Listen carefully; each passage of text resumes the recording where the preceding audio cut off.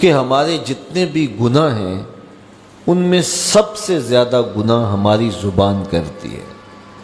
ہمارے پاؤں بھی گناہ کرتے ہیں، برائی کی جگہ پہ چل کے جاتے ہیں۔ ہمارے ہاتھ بھی گناہ کر لیتے ہیں، کسی پہ ظلم جبر کرتے ہیں۔ ہمارے کان بھی گناہ کرتے ہیں کہ نغمے اور گیت سن لیتے ہیں۔ ہماری آنکھیں بھی گناہ کرتی ہیں کہ غیر محرم کو شہوات سے دیکھ لیتی ہیں۔ ہمارا دماغ اور سوچیں بھی بدکاری کر لیتی ہیں، ہمارے خیال بھی ناپاکیزہ ہو جاتے ہیں۔ لیکن سب سے زیادہ گناہ ہمارے بدن میں ہمارے جسم کا جو حصہ کرتا ہے وہ ہماری زبان ہے۔ ہاتھوں کے گناہ بھی محدود ہیں، کانوں کے گناہ بھی محدود ہیں، اسی طرح آنکھوں کے گناہ بھی ایک قسم پر مشتمل ہیں، لیکن جو زبان کے گناہ ہیں یہ کئی اقسام پر مشتمل ہیں۔ زبان جھوٹ بھی بولتی ہے، زبان غیبت بھی کرتی ہے، زبان بہتان بھی لگاتی ہے، زبان سب و شتم بھی کرتی ہے، گالی گلوچ بھی دیتی ہے، زبان جو ہے وہ تہمت بھی لگاتی ہے، اور زبان فضول گوئی بھی کرتی ہے۔ تو اس زبان کے بہت سارے فتنے ہیں، اس لیے اس زبان کو 32 دانتوں میں جکڑ کے رکھا گیا ہے، لیکن اس کے باوجود یہ بے قابو ہو جاتی ہے۔ ایک روایت میں آتا ہے جب صبح طلوع ہوتی ہے تو پورے اعضائے بدنیاں زبان کے آگے ہاتھ جوڑتے ہیں اور اس کو کہتے ہیں کہ تو جو ہے وہ خاموش رہنا، تیری وجہ سے پورا بدن فتنے کا شکار ہوتا ہے۔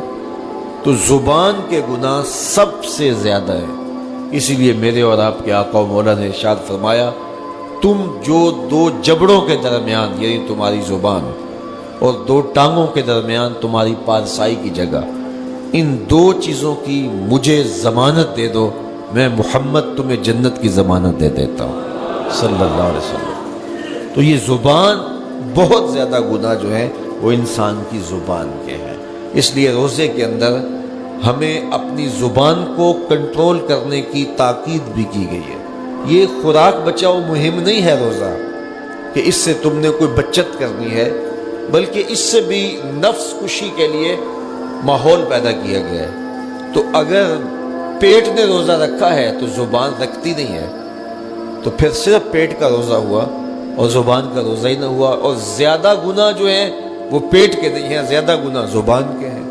اور اگر کوئی شخص حلال کردہ چیزیں رب کی وقتی بندش کی وجہ سے ان سے رک جاتا ہے، کھانا نہیں کھاتا، پانی نہیں پیتا، اعلیٰ انواع و اقسام کے فروٹ دستیاب ہے نہیں لیتا کہ میں نے روزہ رکھا ہوا ہے، لیکن جھوٹ بولتا ہے، غیبت کرتا ہے، بہتان تراشی کا بازار گرم ہے، نظریں بدکاری کر رہے ہیں، خیال بھٹک رہے ہیں، سوچیں آوارہ ہیں، تو جن سے رمضان المبارک کے علاوہ بھی روکا گیا تھا تو ان سے وہ نہیں روکتا، تو اس کا پھر روزہ کیا ہوا؟ تو میرے اور آپ کے آقا و مولا نے فرمایا، جس نے جھوٹ نہ چھوڑا، جھوٹے کام نہ چھوڑے، اس کے بھوکا اور پیاسا رہنے کی اللہ کو کوئی ضرورت نہیں۔ حضور نبی رحمت صلی اللہ علیہ وآلہ وسلم نے ارشاد فرمایا، اے جوانوں کے گروہ، تم میں سے جو کوئی نکاح کرنے کی استطاعت رکھتا ہے وہ دیر نہ کرے، بہت جلد نکاح کر لے، یہ نظر کا اور پارسائی کا محافظ ہے۔